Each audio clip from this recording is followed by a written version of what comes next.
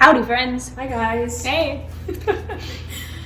So today we're going to be talking about internet safety and how to use internet in a safe manner. Yes. So first off, we want to kind of know what kind of social media you guys are using and what you do to protect yourself on social media, just because we're curious. So you can comment, you could write it in our Google form in the description, however you want to tell us. It's A-okay with us. So we're going to be talking about, what does it mean to be safe online? So there's different things. So there's private and public accounts. I'm sure you guys all know about how on Instagram you can be private. So when you have a public account, it could be Facebook, Instagram, Snap, TikTok. I guess, TikTok. That just means that everyone can see what you posted. Pictures or videos or statuses or anything like that. Anyone can see that because it's open to the public for everyone to see. Like, I feel like you wouldn't walk into a grocery store and be like, hello everybody, my address is this, my phone number is this, I go to this school. Because you'd be like, that's a little weird. But that's kind of what's happening when you're on a public account, because again, literally anyone can see it, and you might think, oh, only my friends are looking at this, but it could be anyone. Yeah. You can't really, there's some things that you shouldn't really post online, and that's your address, same. Also your phone number, because that's very private to you, and a lot of people could be blowing up your phone or sending you things, or even there's some people that can hack phones too. That's in the extreme cases. But yep. And also, annoying thing is that when you post your phone, all those spam people get your phone number too. Then you get spam calls. Those are the worst. And also, you shouldn't really be posting your school, because if you're posting a picture on your social media account and you're saying, oh, me and my friends are having such a good time, haha, and then your picture, your school is in the background, the name of your school, then that opens it up for strangers or really anyone, some creepy people, to go and see what school you go to, and then they can literally just show up at your school. Because if your address is posted, your phone number, your name, what you look like, your school, then they have all the information that they need, and then it's pretty easy to find someone that way. A good way to think about things you're posting is to literally think, like, would I walk up to a total stranger and tell them this information?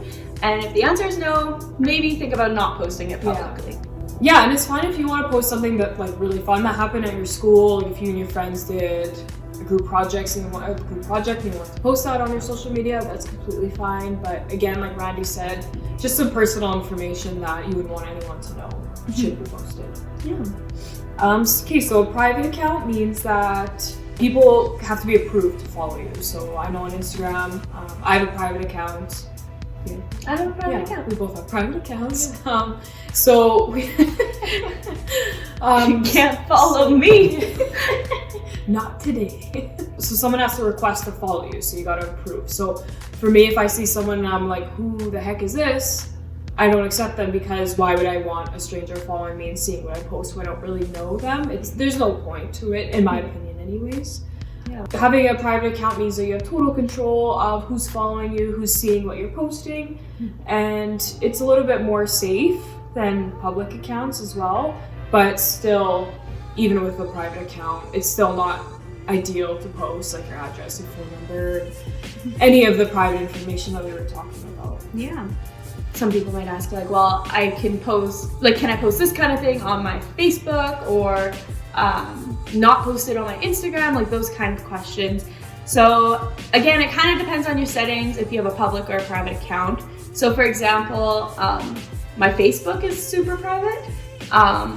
So if I want to make an event, I feel comfortable putting my address in there, because I know that nobody can see it except for the people that I've invited to that event. You have a TikTok, and that's public, and you're doing your TikTok dances and all those kind of things on there.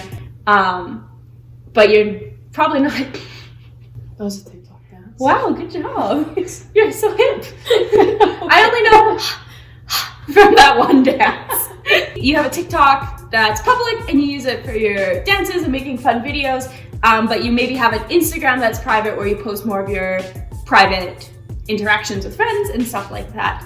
Despite this, again, it's not a good idea to share phone number, address, location, where you are right now. Don't do that. Don't do that. But especially when there's people you don't know following you.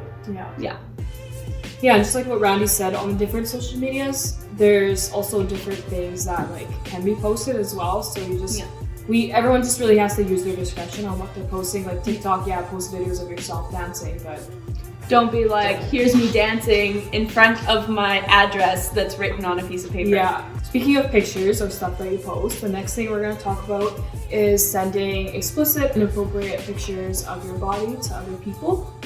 So I know this topic isn't really that comfortable for some people, but this is something that needs to be discussed about internet safety.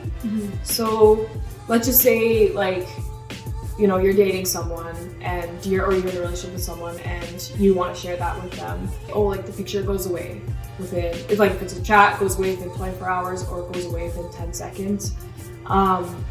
It does, but also you can't really control what the person does on the other end. Yeah. Because they can screenshot that, and sometimes it won't say if they screenshotted it. So if you send a snap to them, and sometimes it might not say that you screenshotted it, but most of the time it does. But anyways, once you can't really control that, so they can screenshot that, and then at that point that's like beyond your control. So then that person has your picture there, and they have that access to your body. That's not really an ideal situation.